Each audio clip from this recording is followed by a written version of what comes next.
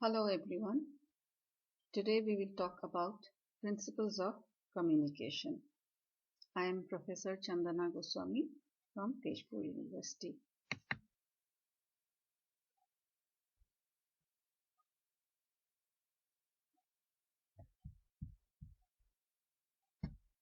We will start with the definition. We'll move to process, networks, and then we talk of 7 C's and 4 S of communication.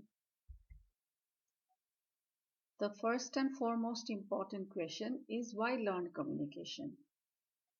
It is because business needs and rewards people who can communicate, for communication is vital to business operations. But please remember that good communicators are scarce.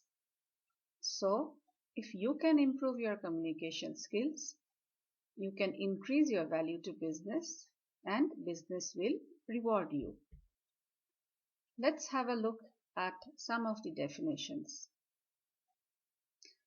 So this first definition by William Scott says, communication is a process which involves the transmission and accurate replication of ideas ensured by feedback for the purpose of eliciting actions which will accomplish organizational goals. So these are the key words out here: process, accurate replication of ideas, feedback. In the next definition by George Terry, communication is a continuing and thinking process dealing with transmission and interchange with understanding of ideas, facts, and courses of action. Again, you can see the keywords. It talks about a process, it talks about transmission and interchange, but with understanding. And finally, there has to be a course of action. The third definition by Rustam Davar says that communication is the process of meaningful interactions among persons in an organization, resulting in meanings being perceived and understanding effected among such persons. So again, the keywords are that it is a process, there has to be a meaningful interaction which should result in meanings being perceived, and then there is an understanding out there. Now with these three definitions in mind, let's look at the basic process of communication. This is a standard diagram which you will find everywhere. It starts with an idea from the sender side. The sender encodes it into a message form, uses a channel to transmit it. The message is received by the receiver, and the receiver decodes with his own frame of interpretation. And finally, a feedback has to come back to the sender to ensure that the process is complete and the receiver has understood it exactly in the way that the sender had wanted. So now let's have a look at the process. The following takes place in the process of communication. There are two parties, the communicator and the receiver. The communicator, that is the sender, has an idea or experience to share with the receiver.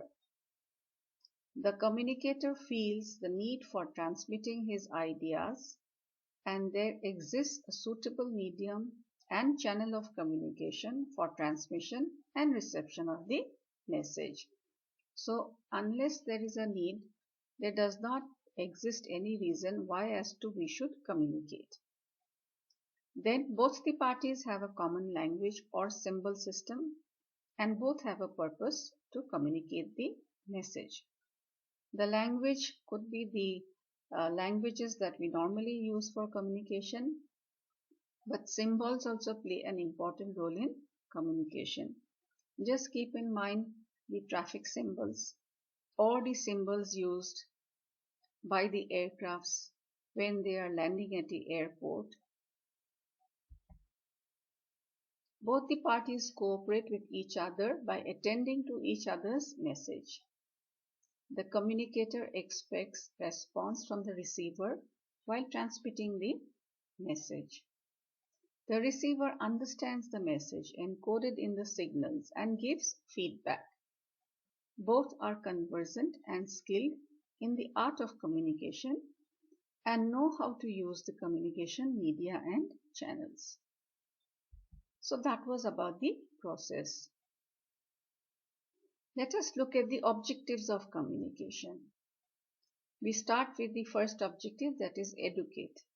This happens in classroom teaching or in online teaching or in the training programs organized. Second is sharing information.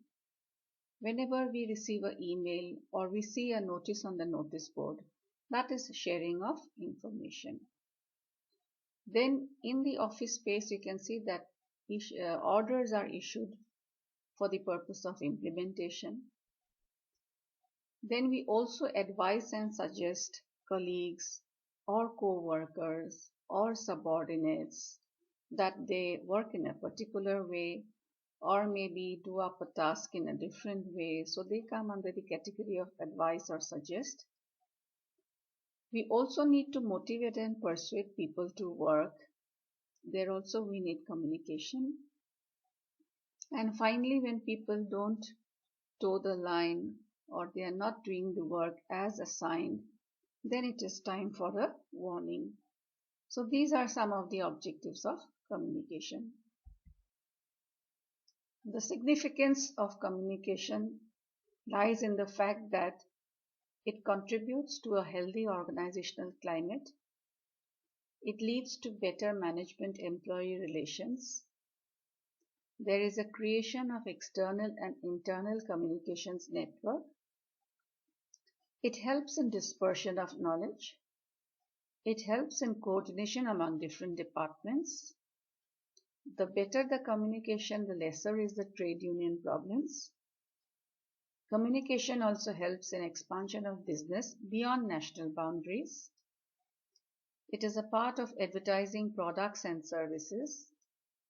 And with communication, we can go about having a participative way of functioning, and we can also delegate activities. When we talk of the communication network, we must first understand that an organization is a composite of many individuals working together its growth. There is constant interaction among themselves as well as with people outside the company. Communication network is of two types. Internal, which may be either formal or informal. And when we talk of the formal network, we are talking of newsletters, annual reports, office orders, notices, or emails. External communication is when we communicate with people outside our organization.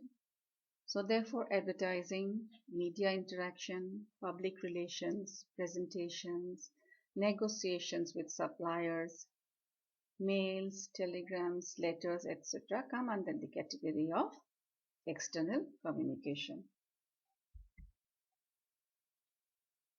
Finally, let's move to the 7 C's and 4 S of communication. The first C stands for credibility. Communication must be credible because it helps build trust. There must be courtesy while communicating because it improves relationships. Clarity is very important in communication as it makes comprehension easier. Our communication must be correct. It helps in building confidence. Consistency has to be there in communication because it introduces stability. Concreteness is very important as it reinforces confidence. And of course, communication must be concise because it saves time. We have also 4 S's of communication. First is shortness, which is same as conciseness of the earlier slide, which means we're talking of communication being economical. Communication must have simplicity and that makes it impressive. It must have strength so that the message comes across as convincing. And there has to be sincerity on the part of the communicator, which makes it appealing. So this was about the basic principles associated with communication. Thank you so much for tuning in.